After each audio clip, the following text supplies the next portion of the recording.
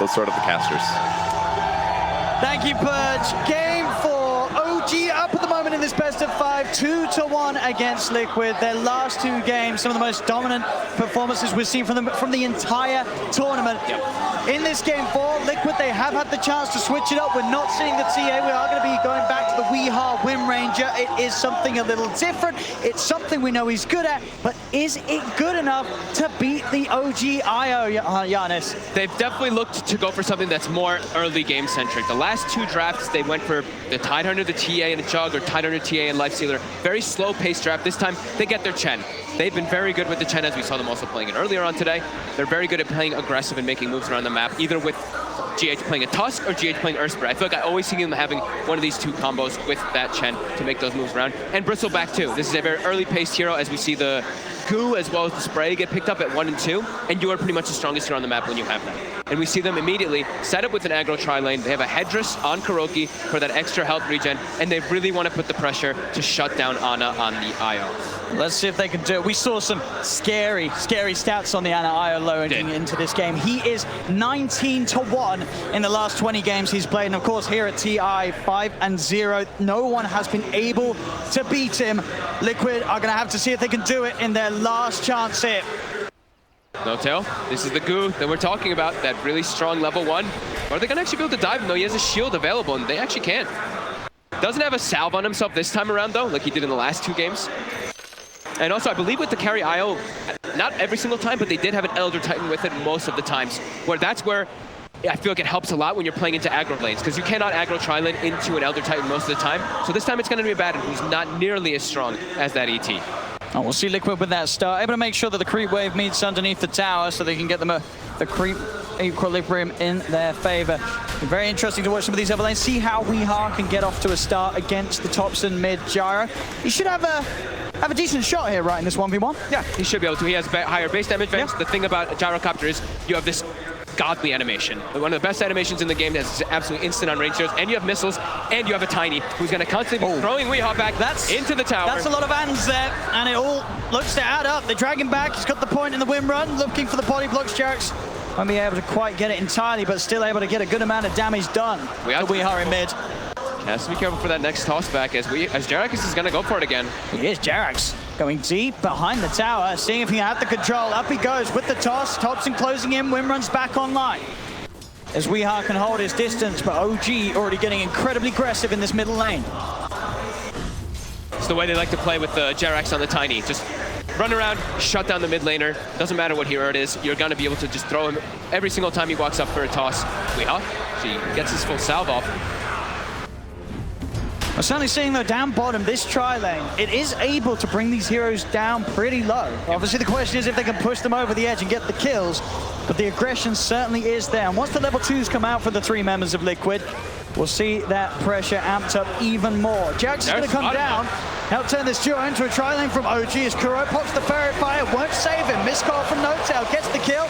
Now Ana's going to be the focus. Miracle and GH trying to get on top of him, but a quick body block from No-Tail and a shield handed over to Ana will mean that Liquid cannot chase any further.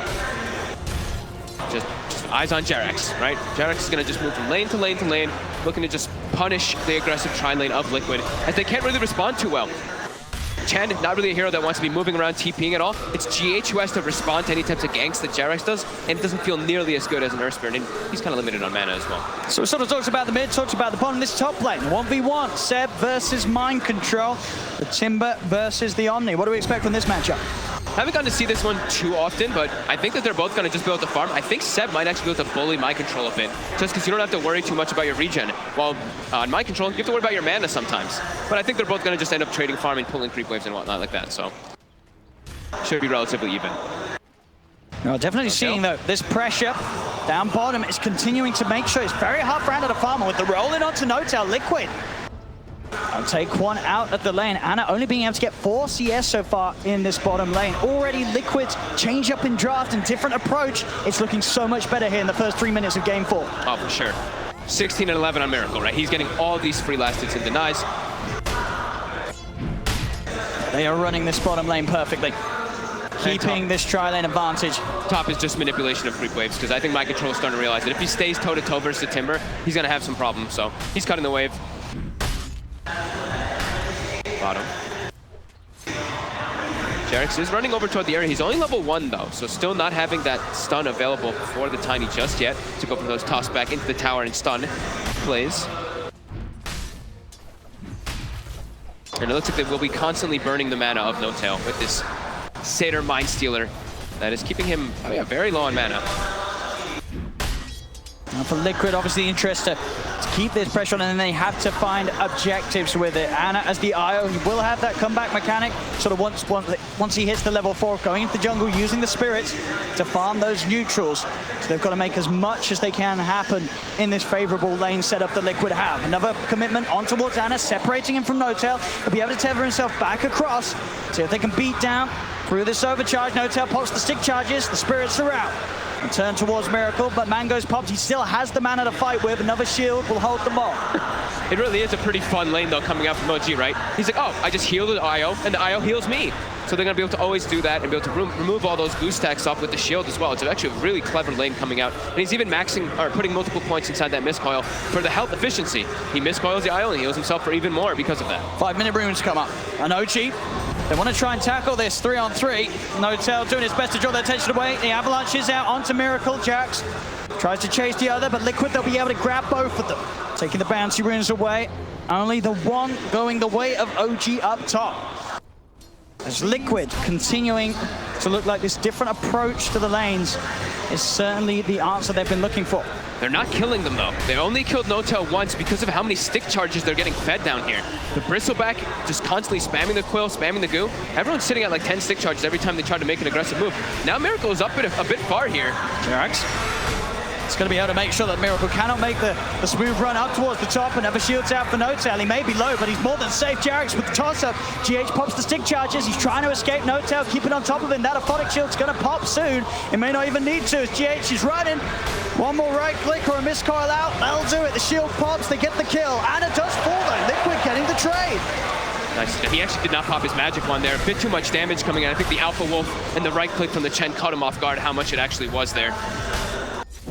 But mid is the big one. These rotations from Jarex from earlier, Thompson has over a full level advantage onto Weehaw. He's struggling. 34-13 to the 19-4. This animation and just getting that extra Wraith Band early really coming into play. And bottom. Oh, roll up for GH, but a great toss from Jarex. Keeps Ana on top of the Earth Spirit. Spirits are out though.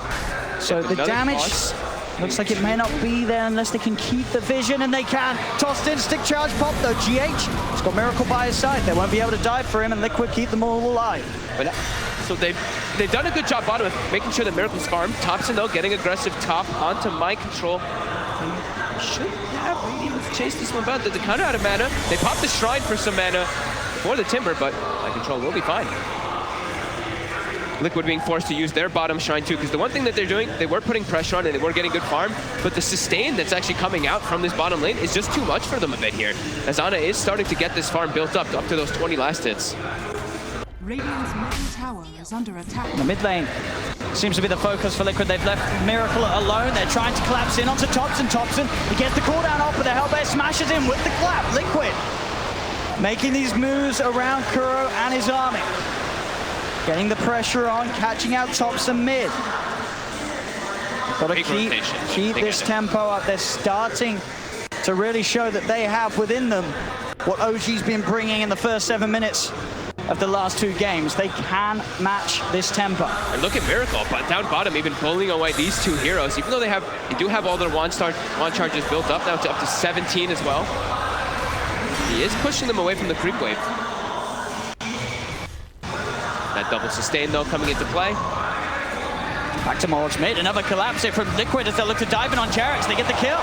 Thompson's going to look to try and turn, keep himself on top of Kuro. He has his army ready to tank some of the damage. Thompson is not going to be able to get this kill by the looks of it. Another one charge from Kuro keeps him back alive. The cooldown will be dropped, but Liquid, they can get themselves out of range of it. They have so much damage in the mid lane right now for Liquid. With Weehawk rushing that Javelin build, he's able to actually punch back onto Thompson pretty hard there every time he does commit forward for a kill. Gives a lot of time to Seb though, as they made that 4-man rotation earlier. Now he's only up to level 8. He's got the max reactive armor. Same to be said though for Mind Control. We're seeing pretty much continuation of even farm between these offlaners. Yep. They're both getting exactly the same amount out of this top half of the map. So far, no one else has been interested in coming over and getting involved. Now, though, that will change. GH and Kuroki, they're looking towards Seb.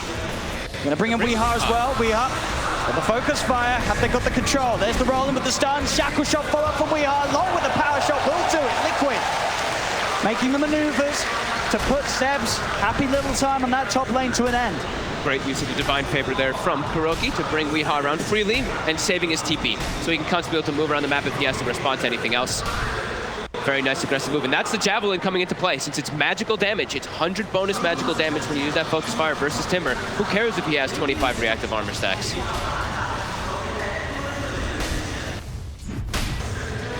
And then get themselves a decent amount of pressure on the tower too, getting it down to about 700 HP right now. Seb's going to come back in, make sure that tower doesn't fall too early. GH is already moving his way toward top. They don't have another Divine Favor to bring into the Wind Ranger. I feel like it's a hard kill without that damage that Weeha offers. Feels like an impossible kill without Weeha. The three of them can only sort of sit aside and watch as Seb farms the wave under the tower. Yeah. See what their intentions are with this move. 10-minute runes are going to come up. See if Liquid can keep a favorable hold of them this time. Mid lane's going to be the focus. TP's coming immediately, and he shares the shackle off actually before the missile connects. He's able to turn right click into Jerax. He's tanking the tower too, Jerax. Lines with the power shot. He's not going to be able to find it though. Doesn't get the angle, and Jerax, he can continue to walk away. Liquid are chasing, and the power shot will be available in a second. Can Weeha hit it? He's going to try. Not going to find it. Jerax, he's got the position to TP out behind the trees and will make it back to safety, but Weeha does live. He wastes so much of their time there, and even a TP to protect Weeha. What does that mean? That's just the space. This is what OG wants to do, right? Allow Ana to catch back up after he had a little bit of a rough laning start and get the Dominator, and the Dominator is finished now at this 10-minute mark. So that is where you really start to get enabled quite a lot in the IO to make your moves around the map. But Liquid, they're trying to keep the pressure going. Don't let OG get away with that greed that they're trying to pull off right now. Try to get some tower damage. Every single time a tower is going to start getting pressure, though, you'll see this rotation by Seb. He wants to make sure they don't actually get any of these towers too early. He doesn't have many reactive stacks built up just yet, but he will be okay. Mid lane Thompson. You see a dive here from Weeha. Weeha tried to close in for the kill, but he didn't have the damage to bring Thompson down. Thompson was able to just drop the combos. Weeha, he got in close range for that attempt. And you got to be careful as well. Ana, he's jungling in the area, so he can just easily tether, hop. I don't know if he actually did the overcharge there, I didn't catch the end of it, but he can easily tether it and even get a little bit of extra HP regen that comes into play. Looking for Jerax. Jerax again. Landing with the magnetized. TPs will now start to come into play. Thompson's here. Jerax still alive. They're trying their best to hunt him down through the trees. He'll be able to toss back the Hellbear Smasher. Rockets dropped to keep the magnetized going. They'll get the kill on Jerax. See if they can find anything in return. OG Thompson. He's on top of Kuroki. GH, Weeha joining the gang. They're surrounding Thompson with a Divine Favor, bringing Weeha in. Liquid, they're going to be able to get both of them. Kuroki making these moves across the map, bringing in the team when required. Kuro, he's 3, 1, and 4. Every single one of these 7 kills has been down to Kuro and his map movements. And his aggressive plays. They're not expecting these recalls. They're not expecting these Divine Favors at all. Every single time he's been able to set it up. And he's almost got a mech finished up on this Chen so early on. It's going to be a lot of burst heal. And like the draft panel mentioned, you look at Liquid's draft, and they're really trying to set the tempo. They're trying to be aggressive, get early towers down with this Chen, with this Bristleback, and try to get an early roast and get that big advantage. To take advantage of carry IO, you have to try to take advantage of it somehow. They're waiting there on the high ground. They'll immediately burst through the Aphotic Shield. No-Tail is trying to run. The Smasher's after him. No-Tail's got the backup of Ana. Mind Control's going to head in. Liquid, they're diving on forward. GH will be kept safe by the Heavenly Grace. Kuro may have dove a little too far this time. Will be surrounded. The 4 of them take down Kuro, put an end to his reign across the map. As OG responding in their numbers now in that middle lane, they won't let Liquid get away with this any longer. OG has a very strong way to fight, even in the early game. Even if they do have a greedy IO pick, it's what it provides you, especially when you have a Gyro. Gyro is all about that early fights. Same thing with Tiny. And even Timbersaw, but Seb right now, we know he doesn't really want to show up except for the tower defenses. And he's also going to be matching that Chen, who's going to be an early mech. It's actually going to be a mech Timbersaw since they have IO. So this amount of sustain that could come out from OG pretty soon is going to be pretty hard for Liquid to deal with this. Seb, he actually jumps forward for GH. He goes deep. Weeha's going to turn with the focus fire. Seb, of course, has got the max reactive armor. Thanks to that, Shackle won't latch. Seb, continue to back off. Chains out, back over the river. He's fine. Liquid will try and turn their attention towards Thompson, but with no tail by his side, they cannot dive up to the high ground. Seb holding them back. 5 Liquid heroes in the mid lane. Trying to brawl again at the same time as last game. It's 13 minutes in, and there's 9 heroes or 8 heroes positioned around this area. They want to go for no tail, but he's got ulti. Miracle's going to continue to chase this under the Titu, and they will get it. Seb is trying to turn. The missile is out onto Kuro. Does Seb have the burst? Not quite. Magnetizes out, and Seb has to retreat. Shackle does latch. Liquid. They've got the lockdown for the roll forward. The kickback. They'll crush him. Liquid. They're diving again. They want Thompson. They got a bit of a flavor of how OG was playing in these last 2 games, and they're saying we could do it too.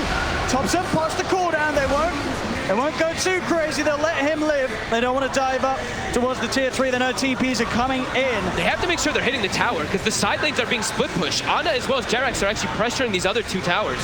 And they're not even going to get this one here. It's down into deny range. OG might be able to deny that mid tower if they choose to do so. Liquid with an overzealous dive there, not losing anybody, but the side lanes giving a lot to that Tiny as well as that Io. And we know the timing is all about just waiting for Io to get not only Aghanims, but get that level 15 talent. That's what OG wants. He's diving in onto Kuro with the flak as well. Hand of God will not keep Chen alive today. GH will not get TP'd out. Jerax actually TP's in and gets the toss up at the exact timing. And OG's actually not done, as they are still hunting for action. Miracle the focus. Thompson's got a DD. A power shot does come out. Lands on Thompson. Bit too aggressive there, but Thompson will throw down the call down just to clear the Well, the Shackle actually reaches across the trees, but no tail. He's there with the shield. Thompson goes with the TP out. The focus fire to the damage. It's not enough. Right. Thompson saved. A spray on the way out. Thompson will escape. Liquid, that's 9-6 in their favor, but the net worth difference, it's pretty much even. As you say, sure, Liquid, they are bringing the aggression, finding the kills, but space is being given to those important members of OG. Yeah, especially Ana. Halfway to that Aghanims already. Level 11 finished up. He's got the Spirit supplied slow, so he can fight as soon as he has that Aghanims, of course, with the talent, but the big one is that 15, that extra Spirit hero damage that does come out. But yeah, look at this immediately. Seb now positioned up top. He wants to push the top tower as soon as Liquid is positioned in mid. And Jerax already looking to set up down toward the bottom lane.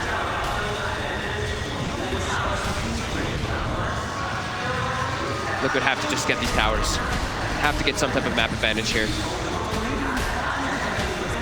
Once Xana has the Aghanims, things are going to start getting very tricky for Liquid when they turn up like this. Yeah.